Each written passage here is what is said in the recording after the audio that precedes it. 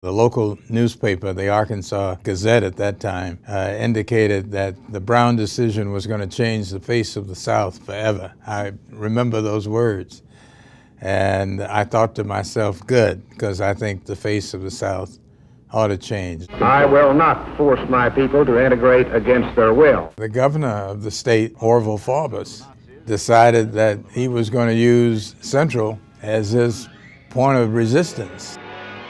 None of us of the 9 anticipated that the resistance would be as strong as it was. The night before we were to go to school, the governor called out the Arkansas National Guard, unbeknownst to us. And when we appeared at Central the first day, the National Guard was there to bar our entrance and let white students go into the school.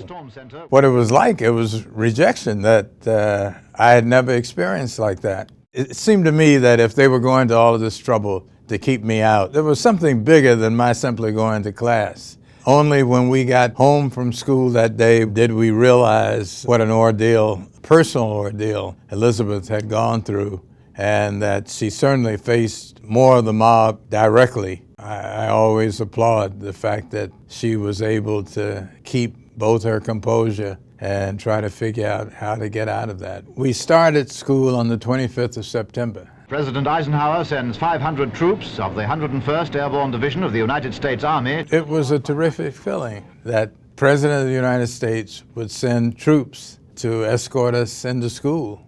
I didn't know what was going to happen after that. It was like going to war every day. You had students who tried to use as much verbiage as they could to intimidate us. We had threats and comments that, we would be killed. For all of us, we decided that this was a year that we were going to support each other. We were going to try to do as well as we could in our academic work. Some were a lot smarter than me, but I also was determined that this year I was going to graduate from Central. The principal of the school told me at one point along the way that I didn't have to come to the ceremony. They would mail me my diploma. And I thought, listen, I didn't go through all this to pass up the ceremony. Maybe the world thought that after Little Rock, everything is going to be fixed. And one of the important pieces, I'm sure I don't need it to remind anyone, that the history of slavery in this country makes it very difficult to overcome a lot of issues on race. We're a long way from being perfect, but we certainly are not what we were when I started out. I believe that our participation at Central is one of those many steps that's gone to change this country for the better.